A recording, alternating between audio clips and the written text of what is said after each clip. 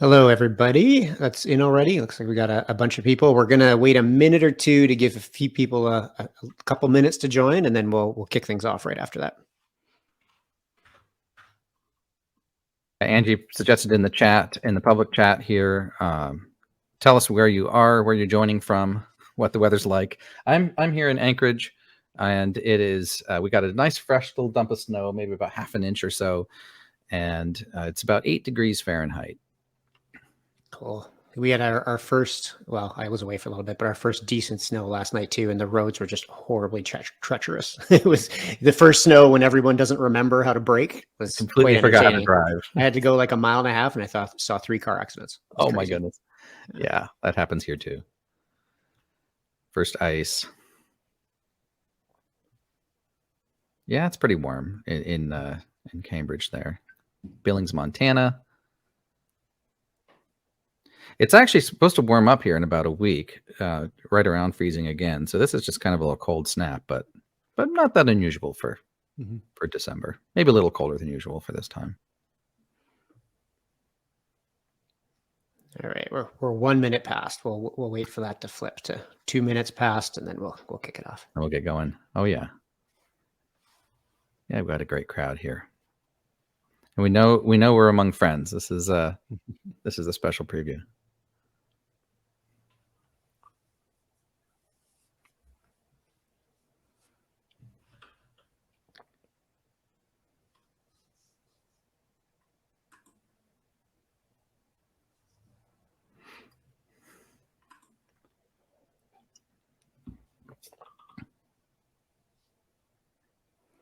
All right. 2 minutes past. I think it's probably time to start. Thanks, everybody, for joining. My name is Dan Siemon, Chief Product Officer at Preseem, and obviously Jeremy is here as well. Product Manager. You probably have seen us both do many webinars and stuff before, so hopefully we're not totally a new face to many people, especially because this is the customer-only version of the Fixed Wireless Report preview. So as people hopefully know, we've been doing this fixed wireless report now for 4, 5, 6 years. I forget exactly when we did the first one. And basically what we try to do is we summarize all the data that we collect in Preseem and try to give that back to kind of the wider WISP industry as some useful information about how access points perform, market share, what equipment's trending up, trending down. And on top of that, we've started doing some more deeper analysis on subscriber behavior, growth, AP capacities, and things like that. So we're going to talk a little bit about that today. And yeah, this is essentially a preview of the full report, which will go out, I think, a couple weeks from now. Everyone that's on the webinar will get an email as soon as it comes out, but you'll get some early information here. So Jeremy's done most of the work of this, or a lot of the work on this. So take it away. Thanks, Dan. I want to point out that I just put polish on this. Most of the work really is done by our data team, and I have to give a hat tip to them. It's not just me; it's the entire team here. But I do want to talk a little bit about kind of some of the methodology. Not the methodology so much. Dan can probably talk about that too. But the reasoning behind why we really feel it's important that not just you as operators and our customers, our favorite people in the world, but also why the wider world needs to understand, last mile internet edge metrics, access network metrics, because so much of the discussion around how networks should be built and how services should be delivered to customers, and most importantly these days, how money should be spent, how investments should be made in networks is, in my opinion, maybe not sufficiently backed up by data. That discussion really needs to be driven by real world data so that people understand, hey, do you need a gigabit? What do you need? Can you live with 100 down, 10 up? Well, 10 up is pretty scanty, So the first point on my chart here, this is just kind of some general points here, is that we want to help you understand the performance of your network as a whole. When it's actually performing healthily. In any network, you have parts of the network that are underutilized and parts of the network that are heavily utilized. So just purely looking at the average or the median, the behavior that's in the middle of that spread, if you will, doesn't really give you the full picture of how your network could be operating. So we are going to go dive into that a bit as we look through these charts. We want you to have a full understanding of network performance as a whole. Then secondly, we want you to be able to compare your network and how your network is doing against how everybody's networks are doing, because when you include everyone in there, there's going to be operators who are less effective at delivering bits to their customers than you, and there will be operators very likely who are more effective than you at delivering bits. So you'll be able to actually look at your network and say, are we not just keeping up with the Joneses, but are we being effective, and are we being cost effective? Some things are really steady across the industry. One of those things being that yearly growth rate, which we'll get into. That's been steady for years and years. And other than the COVID lockdown, we've seen really consistent network growth from year to year. So that's also one of the reasons why we've done this as a yearly report. We used to do it as twice yearly. There's a lot of crunching that goes into making this report for you. We have billions and billions of metrics that we're collecting every day. So it does take us some time to prepare this, and we think it's really worth looking at least once a year and seeing how things have changed year over year, if they've changed at all, and how you're doing. Dan, any comments about that before we go on? Nope. No, I think that's great. Let's go. Perfect. Okay. So quick agenda. We're going to do that year-over-year comparison that I talked about. We're going to talk about service delivery. So how is service actually being delivered? We're going to talk about wireless vendor trends, so new vendors that have entered the market, how older vendors are doing. We're going to talk about latency versus throughput. This is always a really popular one. People want to know, what's the fastest AP, or what's the best performing AP? And the answer, as always, is it depends. There's a tool for everything. We've got a couple new things in here. The access point capacity is a completely new one. And that's something that those of you who are using Preseem Plus are probably familiar with that in your own network. We're going to be looking at that access point capacity across all of the networks that we touch. And then we'll do a recap and Q&A. But I may actually, Dan, I may ask for for questions while we're going on. I definitely want to be able to catch them if they're relevant, during the process. So I'm going to rely on you to kind of moderate for me on that. And then of course we will take questions at the end too. Happy to come back to anything. So firstly, year over year change. This is pretty straightforward. We've had a consistent rise in active subscriber use. Can you talk, Dan, a little bit about what active means in this case? Because it's not the same thing as the average usage per user at peak busy hour load, when your network in the evening is at its highest use. Can you explain the difference between the two, Dan? Yeah. So what we try to do with this one is identify when people are active based on kind of a basic usage threshold, and then tying that back to the busiest times a day. So we're really trying to get, if you think of that like hump of activity in the network, we're always trying to characterize the performance of the network at the peak of that hump, because that's where it's going to be worse, right? When you have the most load, the most active subscribers, the most bandwidth, that's where it's going to be worse. So if we can say something intelligent about that point, that's kind of like worst case for the whole day. So so this isn't just total throughput divided by subscribers. This is these people are actively doing something right now, and it's the busiest kind of time of the day. That's right. You can tell in your network relatively easily what that peak busy hour load is, and that calculation is often used in things like network capacity planning. That's very helpful, but it's not quite the same thing that we're describing here. And then similarly, the average user, probably the median user, is using about 10.6 gigabytes a day, 329 gigabytes a month. That is up 20%. That value alone, 329 gigs a month, is somewhat misleading, and we'll dig into that as we go on. The median user, yeah. You said median, not average, right? I'm not sure off the top of my head which one that is. It's probably the average in this case.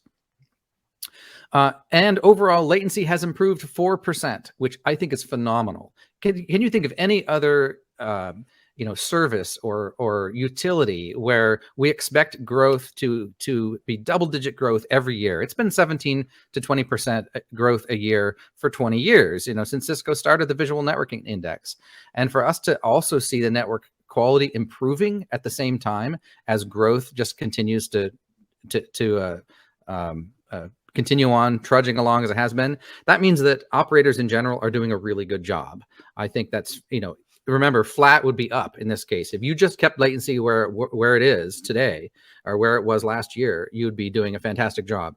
But as it is, you've actually improved it, operators. Now, admittedly, the operators that are providing the data for this, these are our customers. So these are customers that are using our tools to improve the latency as well. So that means that you're making better use of the tools too. So that doesn't mean that the industry as a whole improved 4%. That means the part of the industry that we can measure. And I hope that we just take that as a caveat. We don't have, obviously we don't have data on latency that doesn't touch our systems. Any comments, Dan? Yeah, I mean, I think we have a lot of customers now. So I think that this still represents, and we say this in a report too, a very realistic snapshot of the industry. But the latency one is a little different because we focus so much on making that better. So right, it doesn't measure. There are folks who do put out latency reports on how is it going across the world's biggest IXPs. Is latency improving? Is it staying the same? And that's going to be a better measurement of the internet as a whole, not your network performance. This value here is your network performance as an operator. You'd still want to check to make sure that your network has improved 4% or better. That'd be fantastic. But the overall latency has improved quite a bit. So now we'll talk about speeds and how those speeds are delivered for a bit. We've got 3 or 4 slides on this. We should be able to go through this pretty quickly here. This is one that is completely new. We've never put out this report before.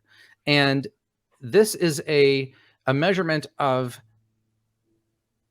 the median use, so not the average user, but the median use of active megabits per second. So as Dan said, we're measuring this when a user is actually using the network. So not when it's sitting at idle, because it's idle a lot of the time. If you're a home user and you're not doing, you're only watching TV for part of the day and you're not downloading terabytes of Linux ISOs, you're really going to have we want to actually see how does the network perform when the median user is actually active. So if you look at the bottom axis here, the x-axis, you'll see that I'm showing you plans all the way from 0 megs all the way to a gig, because we do have operators who are delivering gigabit plans. Again, most of those gigabit plans are either on milliwave or on fiber or DSL. This includes all the technologies that we touch, cable as well. Not just fixed wireless. Now, the majority of samples are going to be from fixed wireless, and they're going to be from smaller plans. But we can essentially put a linear trend on this and show that you basically have to, the ratio right now is about 3 to 2, or call it 1.5 to 1. So in order to double the amount of bandwidth that a user actually consumes in real time, you've got to triple the plan speed. Now, that implies that users aren't using those faster speeds. Does that make sense to you, Dan? Mm-hmm. This is something we've tried to explore a few times, and we're just kind of finally getting a handle on it on the data side. And people want to know, if I'm going to go deliver, let's say I'm delivering 100 meg plans today, and I'm going to modify my network so I can go deliver 250 meg plans or 500 meg plans or a gig. They need to know how much additional network load is there going to be. At this point, we can say pretty consistently, it's going to be about 1.5 times for every one megabit that you go up. So if you know what your user is using today, you should be able to extrapolate from there based on the plan speeds that you're going to offer. So if we look here, we were down at about average of about 5, right here at about 100 megabits per second. In order to double the usage of the user, we had to go all the way up to almost 400 megs. Basically, basically that's 3 times in order to double. So it's that 3 to 2 ratio, which you can see is reflected in this slope here. Okay, I'm gonna go on to the next one. This is another new one. So we're, again, looking at subscriber usage. Now we're looking at total monthly usage. This is why a median or an average is actually misleading by itself. If you look at the bottom green line here I'm showing plans between basically about 1 meg. There are still people out there with 1 meg plans, but not very many. 1 meg all the way up to, it looks to be just under 500 megs here. We're kind of binning these into categories based on the kind of type of plan that it is. We're showing that the median user really doesn't fluctuate that much in monthly usage. There's actually, a little bit of oscillation kind of around about 90 gigs or so. Is what this would be, with on the y-axis here all the way up to about 1.5 terabytes. So the higher, the users that are using more do tend to use more data once the plan speed rises over a certain level. So if you look at a 5 meg plan, even the heaviest users are limited by the speed of the plan, right? They're going to be able to transmit, almost half or receive almost half a gig, but they're just going to be bound by the capacity of that system. Half a terabyte. Yeah, half a terabyte, not half a gig. Sorry, yeah. Half a terabyte. Yeah. Apologies. And as the plan speeds rise, 10, 25, 50 megs or so, somewhere around 75 megs or so, you can see this really taking there's a knee in this data where you can see that usage stops rising really at all. This is almost rounding errors up here. So once you start delivering higher speed plans, those gigabit users don't use dramatically more data than the ones that are on your fastest plans today. That should be reassuring for those of you who are wanting to deliver faster plans. If you have the spectrum and network capacity to do so, the peak capacity, it's not going to overwhelm your resources in many cases. And if we look at the middle percentile, so this is the 80th percentile here, and here's the 95th percentile. So again, these are heavier users. You see that shape is borne out, where yes, your medium to heavy users will use more, but that slope rises even more slowly. The P99, I mean, you should have, that means that 99% of users on your network use less data than that.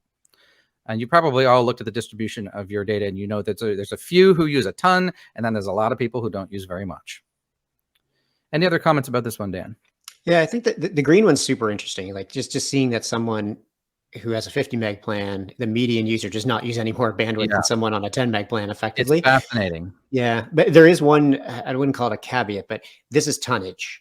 And the time of the day they use those bytes matters. It does matter. So we're going to get into that in the next chart. Okay. All right, we'll save it for that. Yeah. So this is one of my favorites. This is one we've never done before, and this one, it's probably going to take a little bit of explanation. So I'm gonna try to do my best at this one. So just as in this chart here, we are showing you 4 different percentiles. So the median, the 80th percentile, the 95th, and the 99th. So think of that as the median user, and then on up into heavier tiers of users. There's no point in us showing you the lowest users because they use almost no data at all. So there's no room to plot those on this graph. Here, what we've done, instead of breaking it up by how heavy the users are specifically, we still do that. We've got these quantiles here. If you look on the left-hand side of these violin plots, you'll see 3 stripes: white, gray, and darker gray. So here's the 99th, 95th, 95th, 80th, and 50th percentile. And on the right-hand side is the one that we care about the most, which is what's happening when the network is the busiest. That's, in this case, that's the 99th percentile again. That's the heaviest when the network is under the heaviest use. So what we've done here on the y-axis is if we divided these plots up into bins. So essentially, I've said, okay, if you're serving a 10 meg and down plan, you can pretty much call that a legacy plan today. If you're serving a 10 to 27 megs, that kind of captures that 25 meg window. Often operators will kind of over provision their plans just a little bit to help with speed test results. That's very normal. That's kind of capturing your most popular plans today. Then we're getting on up to the 27 to 50. Those are reasonably popular in wireless. 55 to 110, less popular, less often served with wireless today. And then on up, 110 to 275, and 275 and up. So that's capturing everything that is a quarter of a gigabit and up. All right. So you can essentially divide the behavior of these users up by their speed plan. So if we look at the vertical axis, what we're wanting to look at here is how much of the plan are they using. So that's why this axis is 0 to 100. So when they're maxing out their plan, they are hitting 100% a lot of the time. And when they are, when it's just sitting at idle, you're going to see, greater thickness down here at the bottom of this plot. So if we look at this is my favorite bit here. If we look at this bulge here, we can see that. So maybe just to summarize that, just to make sure everybody has, because there's a lot of information embedded in this chart. So if you look at that yellow one and kind of tilt your head sideways, or maybe tilt it left, depending which way you want to go. Yeah. The ones, essentially what it's saying is that of the users, and Jeremy, correct me if I got this right, is there's a lot that use very little. That's the hump at the bottom. There's a bunch that use a decent amount, the hump at the top, and then there's like that middle chunk. Well, sorry, the 20 to 80% of users don't use Is this right? This They is don't use much bandwidth. That's what this you're isn't the saying here, users right? themselves. This is This the is behavior of the network when they're using it. So that ends up you end up dividing that essentially by looking at the different percentiles into how busy the users are. We're trying to determine, is the network capable of delivering what you're selling to people? So if we draw this curve again here, this is through the medians, you'll see that this continues to taper off. What this means is this is consistent with the line that we just looked at, which is this line here, that's almost flat. And the reason that it's not flat in this picture is that this is percentage of plan speed. So this is normalized for how much peak speed they're buying. So it's going to look taller on the left-hand side. In particular, you'll notice that these two here, these two on the left, have a very different shape from these here. These here have a very fine taper as you run up to the maximum speed that can be delivered. What this means is that the vast majority of the time, people in these upper plans are not actually demanding the speed that's required. They're buying more than they need, essentially, is what that means. Now, if you're serving a plan that's under 10 megabits per second here, you'll see that much more of the time is this plan fully utilized, which means that people's demand is exceeding the supply. And in this case, the supply being capped by their speed plan. So what another use of this data to look at those people that you've just circled there and say those are candidates for upsells. They are candidates if your network can support it, right? The good news is that it does mean your network can support it. Otherwise, we wouldn't be seeing those customers hit these speeds, right?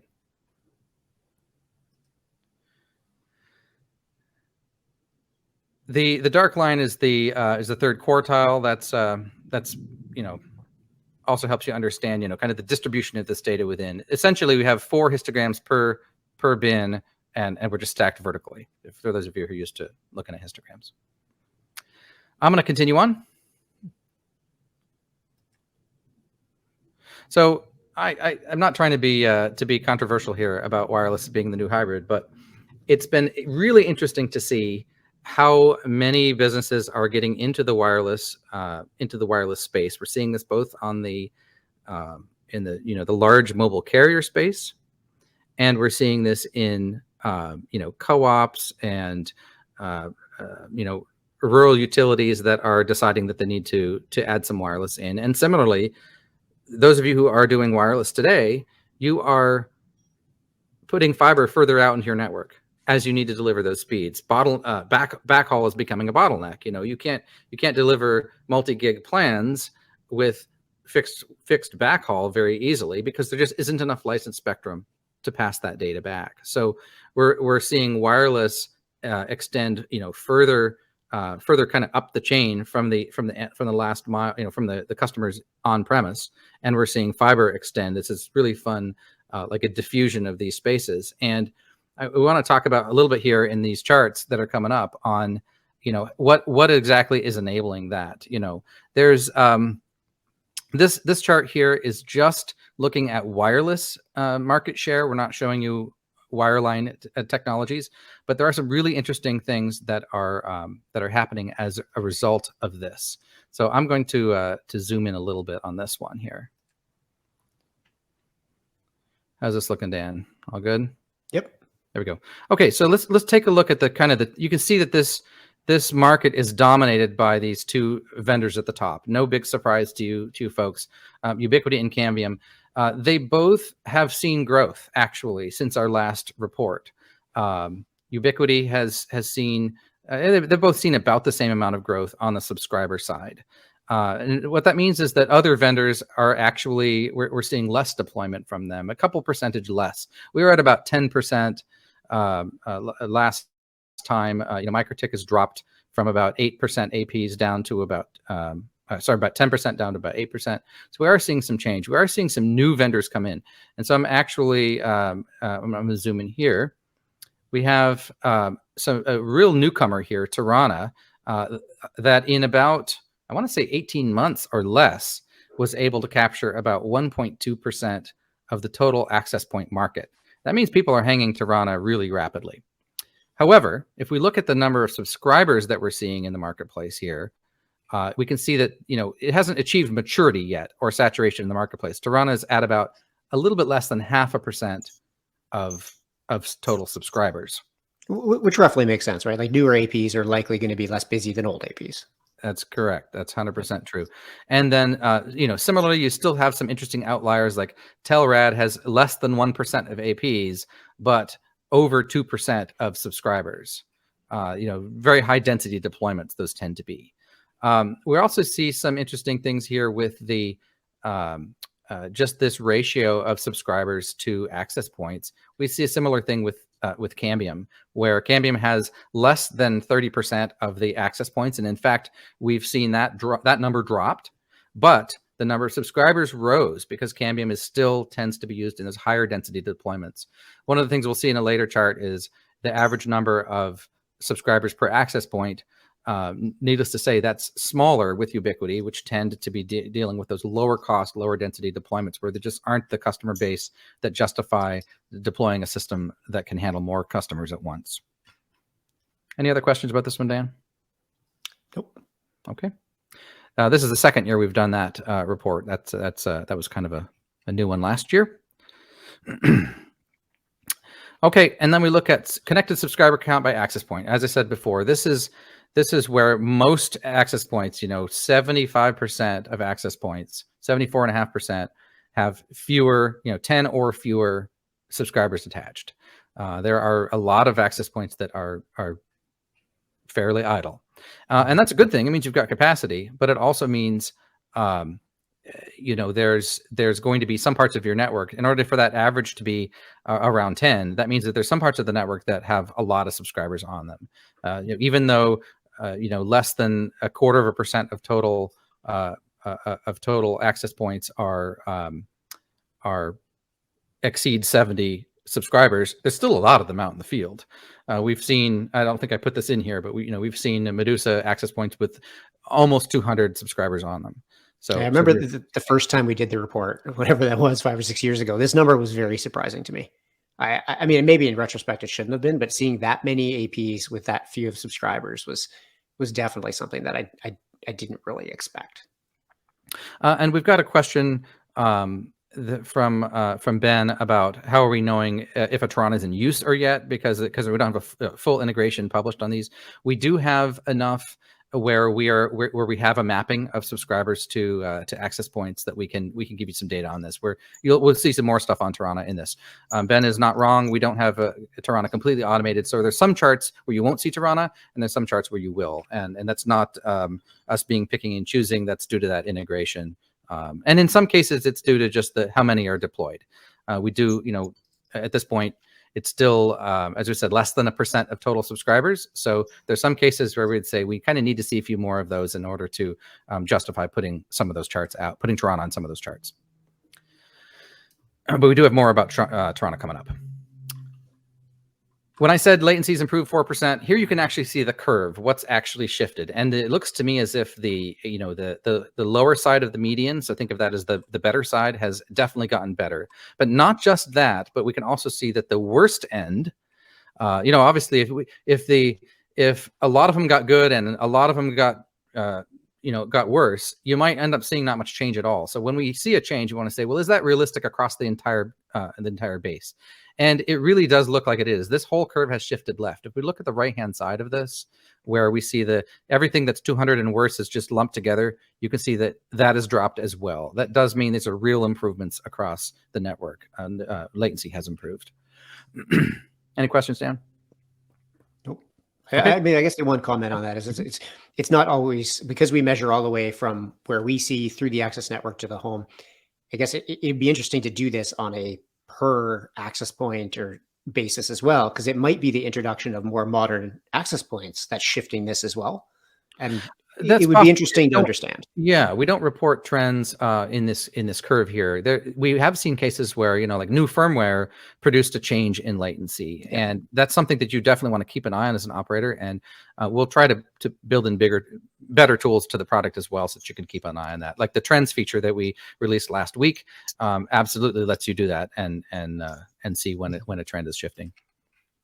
Okay, now we'll talk about this trade-off of latency versus throughput. This is really a kind of a sweet corner for us, because we have a lot of data on this, very granular data on this, and it is to a large extent a trade-off. Now, those of you who use Preseem's shaping understand that if you optimize for latency, guess what? Throughput gets optimized as well. But the operator still has a lot of control over overall system capacity by how they choose to deploy in the field, what kind of modulation rates you're achieving with your users, and how aggressively maybe you're putting an AP shaper on, and you're clamping down on how much capacity that network can pass. So just be aware that these numbers are all based off of optimized latency, not just I'm just going to go throw it up in the field. The vast majority of these will have some form of FQCODL shaper running on them. So first thing we'll look at is connected subscriber count by access point. We have some interesting outliers in here. As you can see, some of this legacy stuff like the Ubiquiti Lite AP has just a few average users, 5 users, P95, 15 users. That kind of makes sense. There are all some that are kind of on the low side, perhaps because of let's say they're just being deployed. Maybe, like I would expect that as equipment gets more deployed in the market, although LTU has been around a little while, I would expect that to be a little bit higher. So there may be some problem there. We're going to see some good numbers for LTU in other places. So I'm really not certain why the average is so low versus the P95. In most of these, you see that the average people are running them at about 40% of the total achievable capacity, which I think is healthy. And that might be an example where they're somehow not achieving their full potential. EPMP 2000, similarly, MikroTik, the Mosa A5, Rocket Prism, these in this area here, it's an average about 10 subscribers per AP. This is not controlling for channel width. This is just looking at overall, including all channels that are in use. A5C. Some other interesting things here. Tirana currently doesn't have very many. The average is 11, but the P95 is really right out there. So what we'd expect to see is that as Tirana matures in the marketplace, it will drop down this list and the average will rise as well. Similarly, we see something like Blink, which is kind of a parallel MIMO LTE system.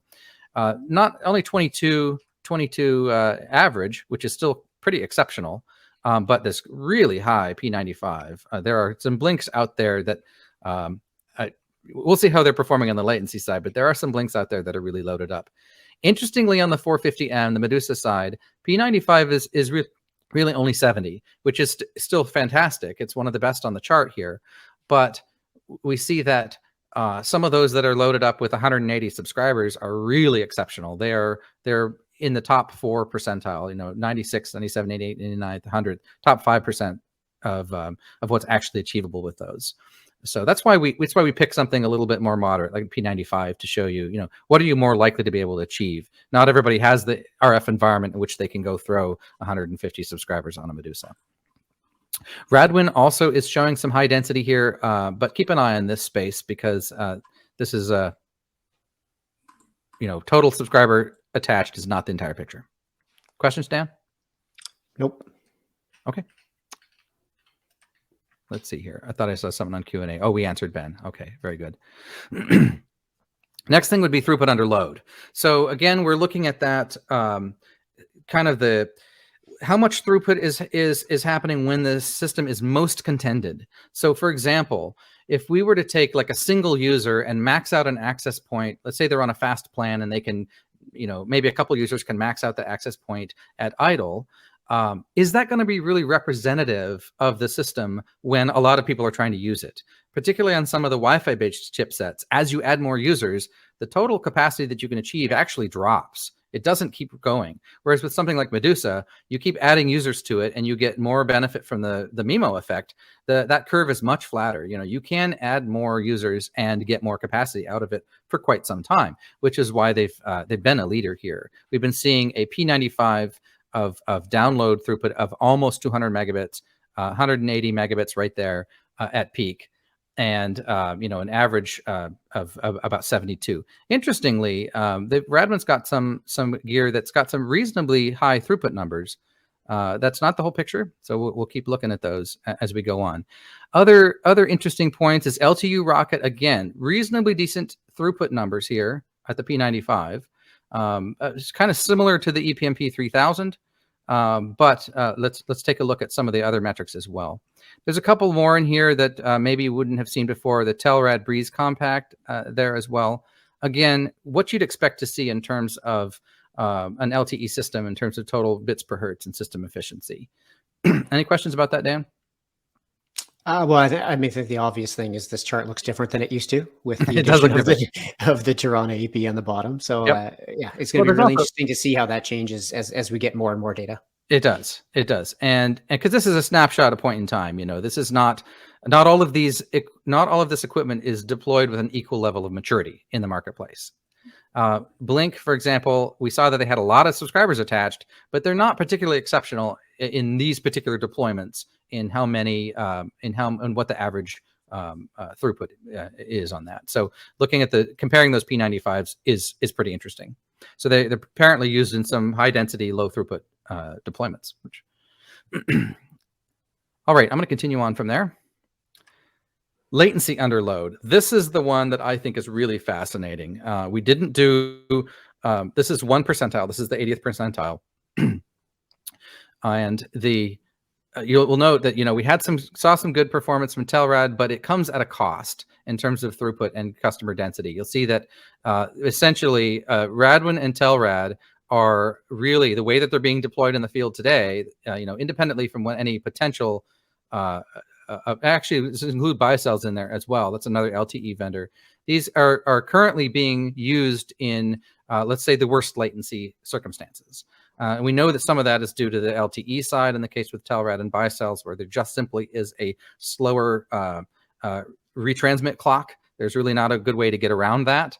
And we've seen that they have a lot of subscribers attached, maybe not BioCells, but Radwin and Telrad, and so they are tending to be used in circumstances where people are really, pushing them to their limits, and that does result in increased latency as expected. And one of the other fun surprises here is just how low the LTU Rocket latency is. So it kind of looks to me like, looking at the three charts that we've just shown, that in some environments LTU is really great for a consistent low latency product, but doesn't perhaps have the ability to achieve the density that we do with some of these other APs do, that maybe you can add more subscribers and get more throughput on, but it's going to come at the cost of latency. Does that make sense to you, Dan? Mm-hmm. Yeah, there's a question about what is the time frame of the data for everything we're looking at here, and we probably should have opened with that. Basically, what we do is we load all of the billions of metrics a day for a 2-week chunk, and then we do all this analysis on it. So this is a snapshot of behavior of subscribers and access points for a 2-week window. Yeah. So this would have been in late last month, because it takes us about a month to prepare the data, and a 2-week window is enough to give us plenty of data points on this. So you'll see a wide variety of weather patterns, and globally, some people are in completely different seasons than we are here in the fall. So we've done that consistently. We used to do it more a kind of a summertime based one. And of course there, you always have seasonal variations. There's not like one perfect time of the year to do it. So we have shifted this forward a little bit into the fall so that the data is pretty fresh. So notice though, there's a really, this is not really very statistically significant. The difference between, the Mimosa, the Prism 5AC, even the 450M here, you're really seeing very consistent latency across these. That's not a huge difference there, based on how they're being deployed. So there are kind of, with the EPMP 2000 and 3000, those are older series. They're going to be more loaded up. They are, the older Wi-Fi technology, Wi-Fi based technologies. I do expect to see slightly elevated latency, and that's consistent here. We do see that. So, definitely the trend is still toward, newer stuff being a little bit faster. Tirana's sitting right here in the middle of the pack, for those of you who are interested about that. Initially, we've seen some really good latency results from them.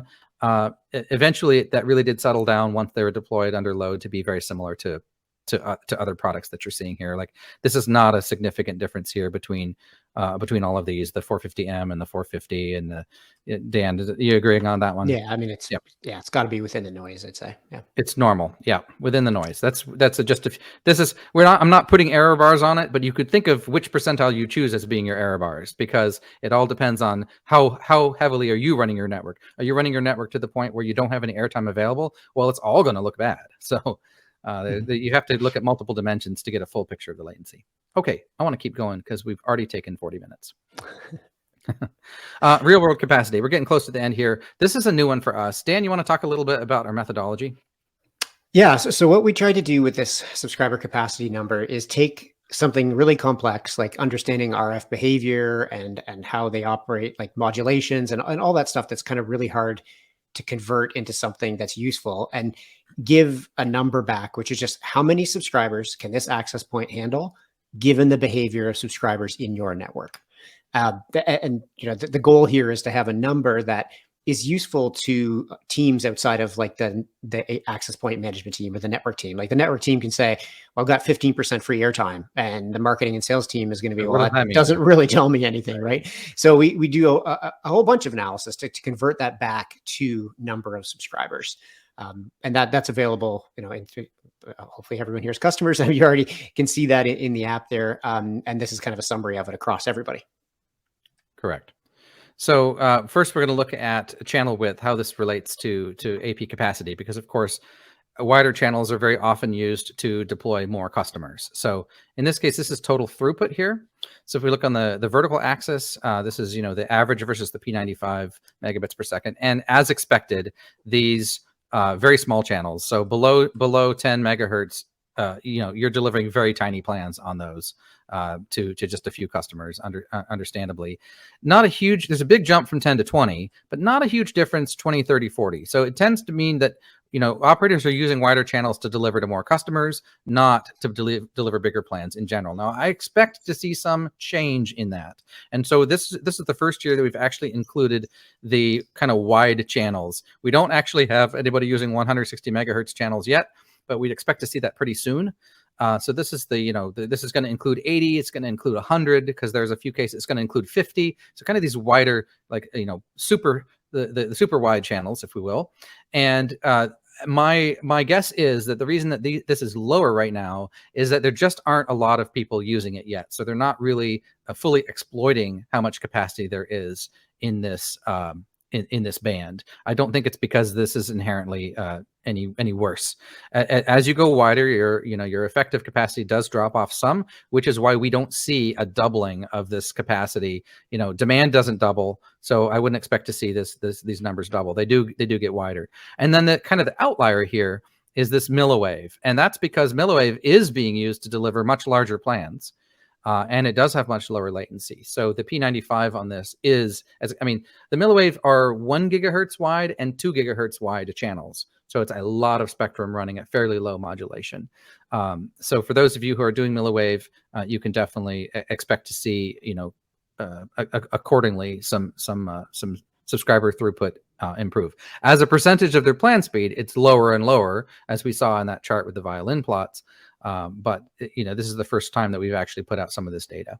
Secondly, we'll look at RF channel width by number of subscribers, and as expected, again, 30 is kind of the outlier here. But remember, in a second we'll see how popular 30 is. 30 is very unpopular channel width, so I would not read too much into that. The difference here between 20 and 40 is kind of instructive. Again, it's not double. On the 80th percentile of these in terms of number of subscribers per access point is 12 versus 18. So it's about a 50% boost to double that channel width in terms of effective capacity. It also means when we look at the previous chart here, is that wider channels also are probably not as fully saturated. They're becoming more popular, but that also means that some of it is sitting empty. Similarly, on the 80, I'm including 80 here. This isn't because it inherently delivers less. It's that it's just not as heavily used. And interestingly, on the gigahertz side, the milliwave side, we're seeing an average of under 2 subscribers per access point. This is not the meshy mesh world that everybody was telling you was going to happen. This equipment is just barely getting out there, and you don't have a lot of links within range. These ranges on these things are very short. MikroTik is popular in this space, for example, with their wireless wire product and a number of other vendors. And it is, we expect to see continuing growth in that space. It's delivering good performance, but it has to be engineered very specifically for the environment that you're deploying in. It's not high density deployments as of yet. I expect to see that grow. And then the percentage, so how much this is, this has now risen above 1%. So we now have almost 2% of APs are milliwave. We are seeing some large milliwave deployments that are shifting, moving that needle there. Similarly, these wide channels, not quite so popular yet. I expect to see this and the 160 megahertz channels begin to be deployed in 6 gigahertz this year. In fact, we're already seeing some posts online of people trying them out who have the authorization to do so in 6 gigahertz. So we'll expect to see some of that kick up there. And as I said before, 30 megahertz is even less popular than 10 megahertz. It's not a very popular channel width. We put it on for completeness, but we don't generally recommend people use it because it's such an unusual channel width. 20 megahertz is still the king here at almost 60% of the total access points, which I think is really fascinating. You are going to get higher EIRP in a narrower channel, so that's really an interesting point there. Okay, continuing on. Now we're going to talk about the capacity that Dan was describing. Now that we've seen, capacity is going to be a function of channel width, and so consequently, I've divided these up into some groups here.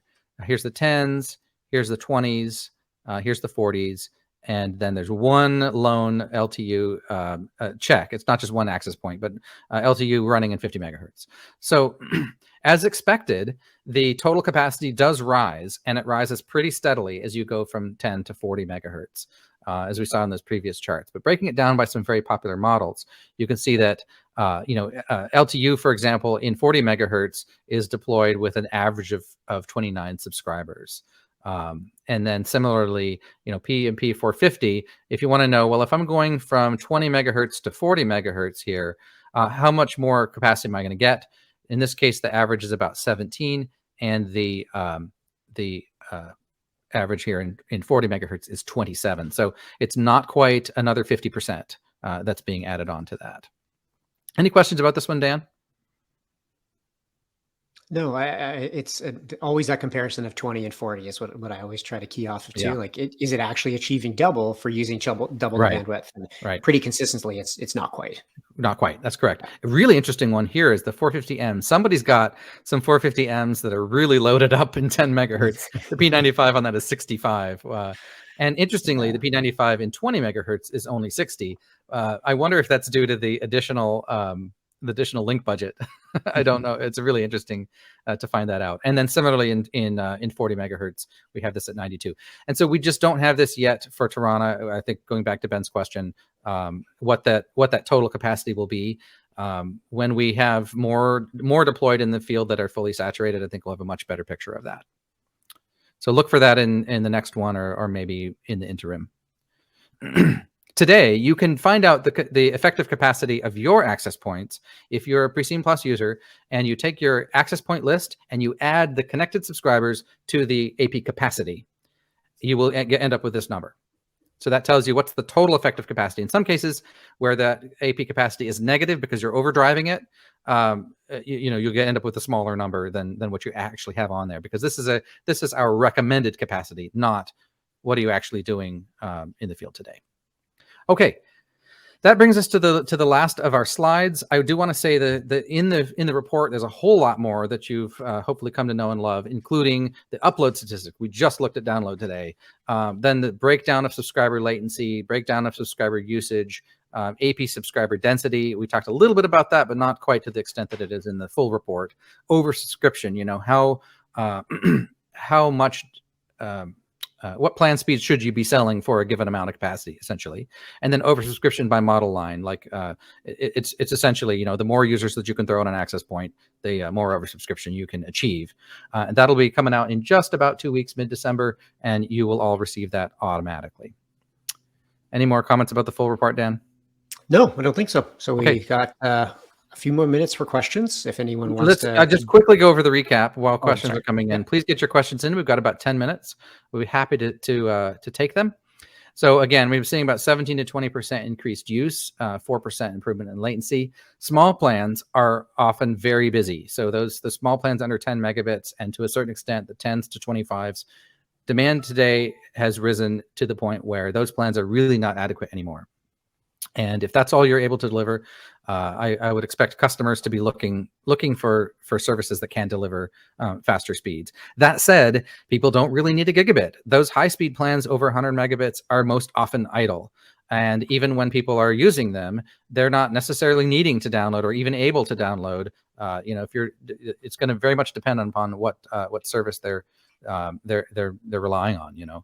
On the internet side, which is outside of your control. We are seeing some growth in plan speeds due to the, like the milliwave, for example, is really enabling some of those higher speeds, and some of the newer gear like Tirana and new gear from Cambium with wider channels and higher user density and more MIMO. So look for in the future, we want to be talking about wireless versus non-wireless. You saw a little bit of that today in the comparison of slow plans to fast plans.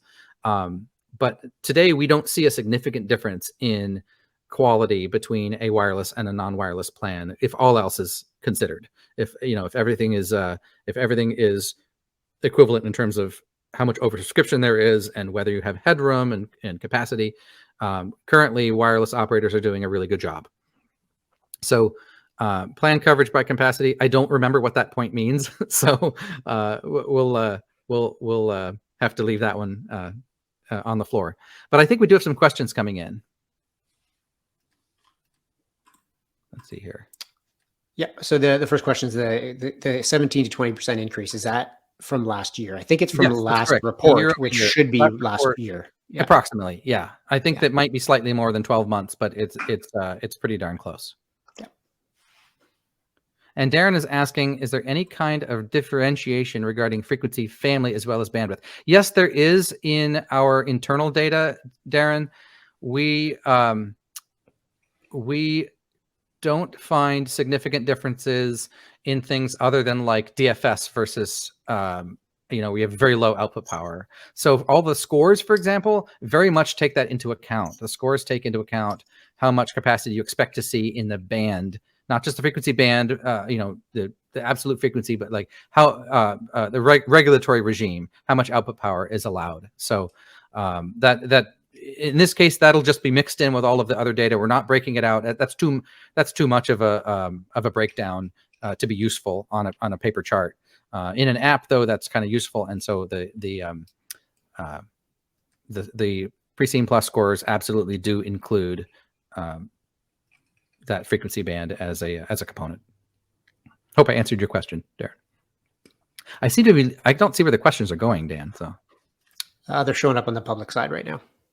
Okay. So next question. Well, actually, you can probably read it. The PAL assignment 2 and density and noisy area.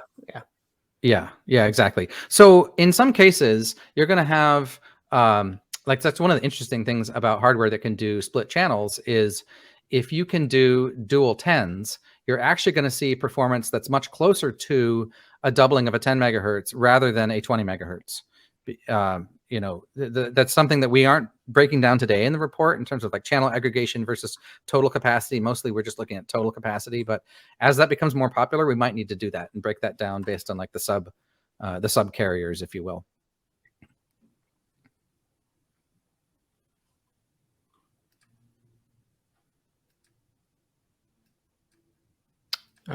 Comment there that one of the odd graphs, Darren's claiming he's one of the causes of the odd graphs. That's interesting. Yeah, that's cool. All right. Any additional questions? We've got about 5 minutes left.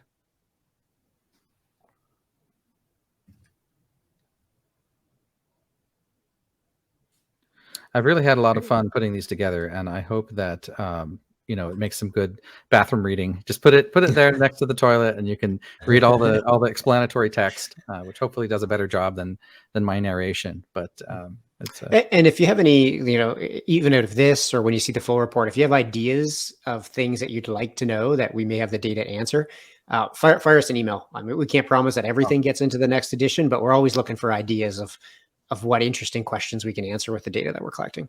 Okay, yeah, I think we found some of these. Yeah, Sean was asking, is the data of the past year lifetime data? No, it's a snapshot. It's that 2-week window. That's sufficient in terms of accuracy.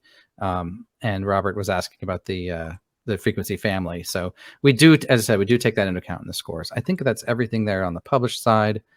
And Robert was asking about CBRS versus 5 gigahertz on 450M. So I did an analysis about that for when we were together at the show in Vegas. And one of the things that WISPA was pushing the NTIA on, this is a really good question, Robert. They were pushing back on the NTIA about unlicensed being unreliable.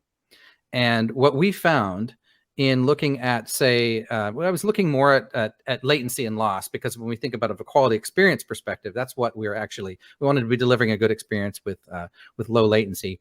I was finding a very tiny difference on the order of 2 to 3 milliseconds. So probably not statistically significant enough to differentiate between CBRS and 5 gigahertz. And I was specifically looking at the 450 because that's equipment that is essentially identical across both of those bands, the 3 gigahertz and the 5 gigahertz. So with the caveats aside that, of course, 3 gigahertz behaves a little bit differently than 5.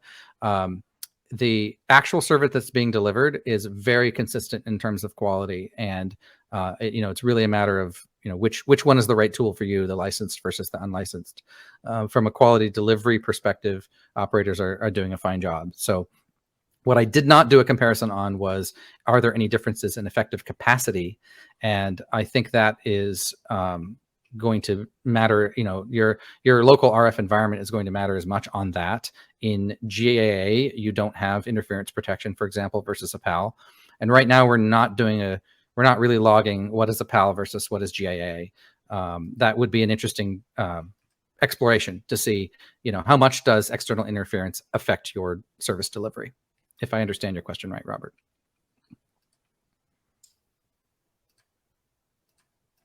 Cool. Well, thank you everybody for joining. Hopefully we were able to tell you something interesting.